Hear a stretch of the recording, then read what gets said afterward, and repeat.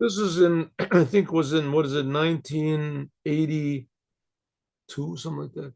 There was the first Lebanon War, the first Lebanon War, Milchemet Lebanon Arishon, Lebanon. And there's a fellow in Chabad.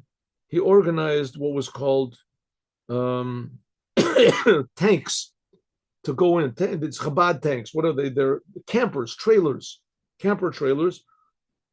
He brought a lot of them in from America. People donated them, and he went around all around in Israel, spreading Torah and commandments. Anyway, he got permission to take, I think it was two of them, into Lebanon, in the middle of the war. It ended up, it wasn't the end of the war. We didn't know it, but it was the last day of the war. But we were, anyway, so we went, it took us a while. We had to wait for a day or whatever. And finally we got permission. We went into Lebanon, and we were in Beirut. And we went to a big army base. The army took over this big girls' school or whatever, and they made that their barracks, and that was the place where they were. And from there we saw our fighter planes making what is forays and things like that. Okay, so we the whole night we walked around with the soldiers, and we made l'chaim, and we danced, and we sang, and we encouraged them and inspired them. There was, I guess, about maybe 10 of us, 20 of us. I don't remember them. It's a long time ago. So then in the morning, crack of dawn, we all separated, and we went to put tefillin on the soldiers. Went to put on tefillin on the soldiers. And so in those days, there weren't as many religious soldiers as now. Now there's a tremendous number. I mean, I think more than half. They say that, God have mercy, but they say that 70% of the soldiers that have been killed, that fell in battle now, in this thing we got now, are religious.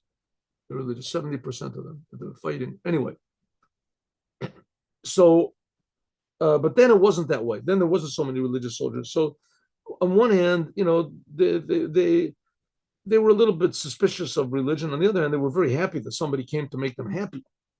Chabad came and made them happy. So in the morning, we went and offered people to put on tefillin. Okay, so I didn't want to go with everybody else because they were all going.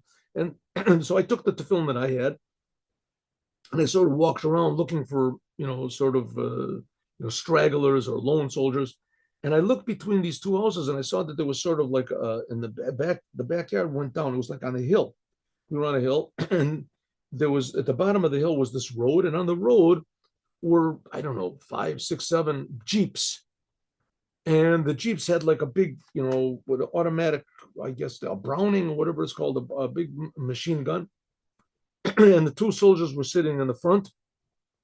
So they were sitting in the front, and they had these big, bulletproof vests on, and they were all bundled up. So I went down, and I went down this hill, and I asked them if they wanted to put on tefillin. I went from Jeep to Jeep. So I went to the first Jeep. Would you like to put on tefillin? And one of them said yes, right? And the other one said no, whatever, didn't want to. So good. So one put on. Then I went to the second Jeep. And the second Jeep, it was, and the Jeeps were all running. They were all running. They were ready to go. They were ready to get the orders. So I asked the first guy if he wanted to put on tefillin. He didn't say anything to me.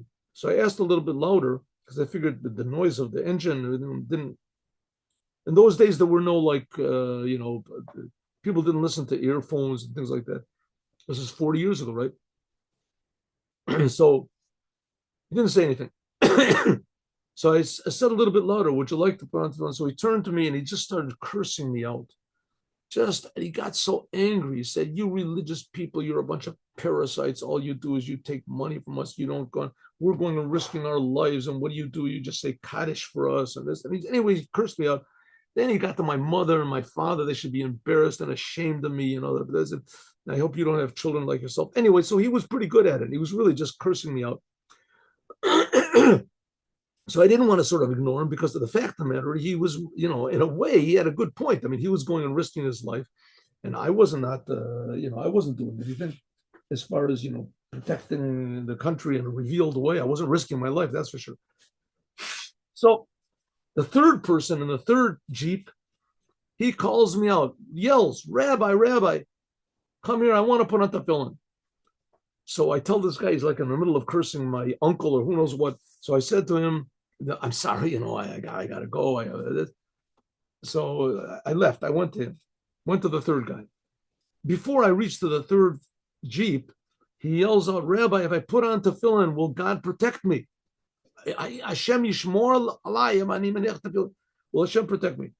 So just as I was reaching him, so I had to yell a little bit because it was the sound of the Jeeps. So I said, listen, my friend, whether you put on tefillin or not, God will protect you because you're protecting the Jewish people. But if God protects you for free, so maybe do something for him for free. Put on tefillin. He said, okay, and he put on tefillin. Anyway, he finished. The fellow that was cursing me out in the second Jeep, he yells out, Rabbi, come over here, come. So I wanted to say to him, listen, there was somebody in my family you left out, you didn't curse. So he said, no, come over. I said, listen, I want to go to other people. He said, no, I want to put on, I'll put on tefillin. I'll put on tefillin. So I went over to him. I didn't ask any questions. I thought maybe it was a trick. Maybe it was this, but what's he going to do? He's a soldier. What's going to jump off, beat me up or something? He hasn't got time for that. So I said, okay. So I went over to him. And he sure enough, he rolled up his sleeve. He didn't exactly know how to put on tefillin. And I put the tefillin on him. He made the blessings. He said, Shema Yisrael. I took it off. And I said, tell me what exactly happened? Before you were yelling at me and this. Now all of a sudden you decided to put on tefillin. He said, I'll tell you. He said, to put on tefillin in order to go to heaven. To put on tefillin in order to get blessings. To put on tefillin because I'm religious, to put on tefillin in order that I'll be protected, no way. I'm not going to do it. But to put on tefillin for no reason at all, that I'm willing to do. So that I'm willing to do. I thought to myself, that's the essence of what a Jew is.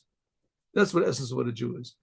He doesn't have any side reasons. There's no ulterior motives whatsoever.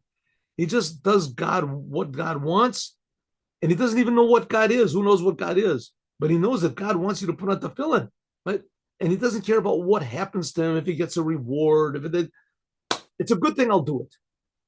It's a good thing.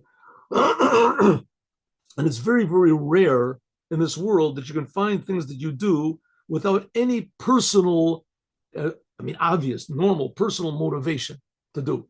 There's always something in it. Even curiosity. Here he's not doing it even because of curiosity. He's just doing it because it's a good thing. If God does everything for you for nothing, so do something for him do something for God for nothing. I'm willing to do. And since then, that's stuck in my mind that's really the true inner essence motivation of doing the commandments. No reward. I'm willing to do it. Have a good day with Mashiach. Now have a good Shabbos. God willing, we'll see each other on Sunday at 8 o'clock. Thank you for coming. Shalom uvracha.